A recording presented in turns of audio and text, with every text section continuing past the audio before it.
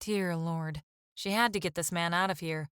He'd exchanged his business suit for a well-worn pair of jeans and a navy V-neck sweater that matched his eyes, and the way he sprawled against the corner of the sofa, one arm along the back, legs spread, package an enticing bulge, made her want to crawl across the cushions, straddle his lap, and do things. She gulped at her water, choked a little, tried to recall what the hell they'd been talking about. Finance, right. You're a stockbroker? Financial planner. Weird since I always hated math, but I took a tax course in college and... He shrugged. It all added up? He rolled his eyes. Figures you'd end up running your own business, she said. You never did take orders very well. Depended on who was giving them and how hard they were breathing at the time. Charity's face flashed hot. The challenge in his gaze told her he knew more than embarrassment had inspired the flush, but the rush of arousal was tempered with sadness.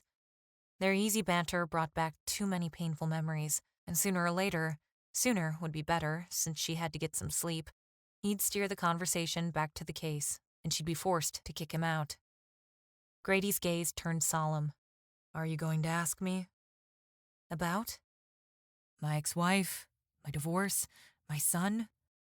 Oh, hell no. She stood. I don't need to know any of that.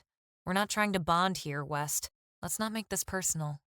Oh, we're way beyond personal, Bishop.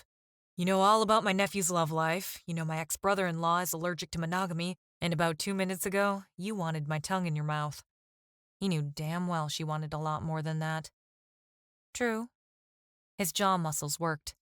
What is wrong with you? What do you mean? I'm agreeing with you. Cut it the hell out.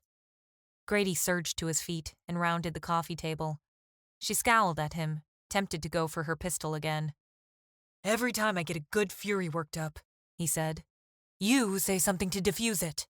You're mad because I'm not letting you be mad? I'm not mad, I'm unsettled. He didn't look unsettled as he moved toward her. He looked determined. And good enough to eat. I'm trained to diffuse tricky situations. Charity burst out, more to remind herself than to warn him. He kept right on coming. He stopped a few feet away and cocked his head. You want to hear about the whole single father thing?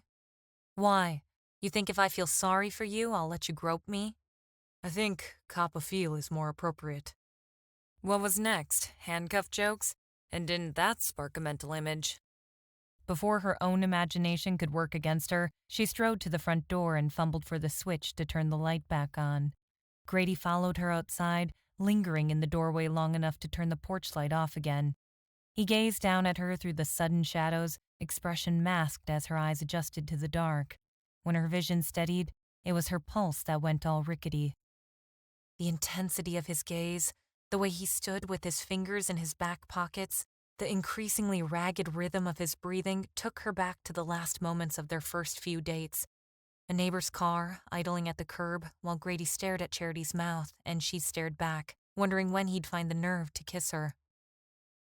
Until he was old enough to drive, Grady had paid an older man who lived down the street to drive them to the movies, or to Jersey's, or along the dark back roads of Becker County because his parents would never have agreed to let their precious progeny date someone like Charity Bishop. And oh, dear Lord, had they gone ballistic once they'd figured it out. A screech owl sounded off in a series of hoots, growing closer and closer together, like the last few frenzied bounces of a rubber ball dropped on concrete. The after-dark chill drifted onto the porch. Charity shuddered. Her bare toes curled, and within the lacy confines of her bra, her nipples beaded. She found herself leaning towards Grady's chest in the solid promise of heat. A pair of headlights swept the porch, for an instant revealing the stark need on his face. A need that was no doubt mirrored on hers. Need for an ex-boyfriend whose family may or may not be implicated in a murder investigation.